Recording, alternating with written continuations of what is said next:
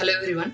My name is Sai Kumar. I have graduated from AVN Institute of Engineering and Technology in the year 2021. So currently I am working as a junior software engineer at Savan Technologies. నా graduation తర్వాత నేను civil ఇండస్ట్రీలోనే place అయ్యాను. But అది COVID lockdown time వల్ల నాకు ఒక 1 year gap అనేది వచ్చింది. So then I thought like నా కెరియర్ స్విచ్ అవుదామని అనుకున్నాను. సో దెన్ నేను సర్చ్ చేయడం స్టార్ట్ చేశాను. So one of my junior నాకు సజెస్ట్ చేశాడు నెక్స్ట్ వేవ్. సో నేను నెక్స్ట్ వేవ్ వెబ్సైట్ కి వెళ్ళి నెక్స్ట్ వేవ్ కరికులం అండ్ వాళ్ళ లెర్నింగ్ స్ట్రక్చర్ అనేది నేను చూశాను. చాలా ఎక్సైటెడ్ అనిపించింది. సో దెన్ నేను నెక్స్ట్ వేవ్ లో జాయిన్ అయ్యాను. సో నా లెర్నింగ్ జర్నీ వచ్చేసి చాలా బేసిక్ లెవెల్ నుండి అయింది. స్టార్టింగ్ లో నేను HTML, CSS, బూట్ స్ట్రాప్ నుండి స్టార్ట్ చేశాను. సో నేను ఒక పీస్ ఆఫ్ కోడ్ ని నేను ప్లే గ్రౌండ్ లో రాయడము, దాని అవుట్పుట్ వెబ్ పేజ్ మీద ఎలా కనిపిస్తుందో చెక్ చేయడము, MCQs అటెంప్ట్ చేయడము, అసైన్మెంట్స్ రాయడము. సో ఇట్లా మల్టిపుల్ ప్రాక్టీసెస్ వల్ల నాకు చాలా హ్యాండ్స్ ఆన్ అయిపోయింది. సో దీన్ని బట్టి నాకు తర్వాత నేర్చుకునే technologies like Python, Java script, Node.js and react కూడా కంప్లీట్ చేసుకోగలిగాను. సో ఇనిషియల్లీ నా మెయిన్ ఫోకస్ పోర్షన్ అనేది కంప్లీట్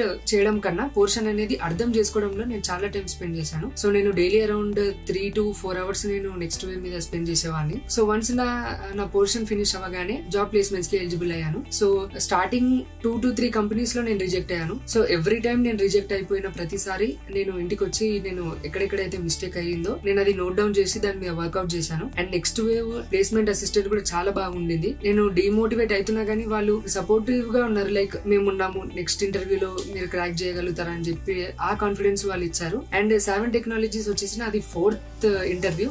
సో ఆ రోజు నేను చాలా బాగా ప్రిపేర్ అయ్యాను. సో నెక్స్ట్ వేవ్ వాళ్ళు కూడా ఆ రోజు మార్నింగ్ కూడా కాల్ చేసి నాతో చాలా బాగా మాట్లాడారు.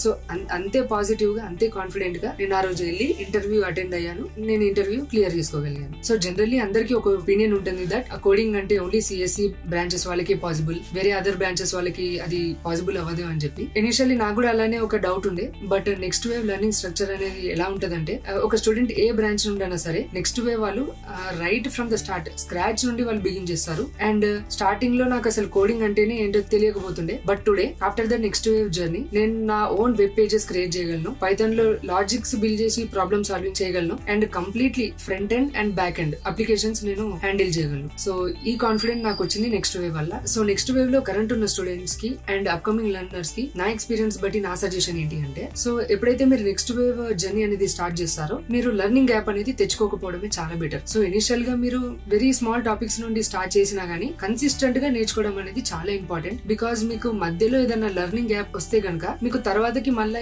ఈ టాపిక్స్ అన్ని కొత్తగా అనిపించవచ్చు. సో మీకు మీరే డిమోటివేట్ అవుతారు. సో కన్సిస్టెంట్ అనేది చాలా ఇంపార్టెంట్. సో లెర్నింగ్ గ్యాప్ అనేది తెచ్చుకోకండి. I will be really thankful to my parents and special thanks to next wave team.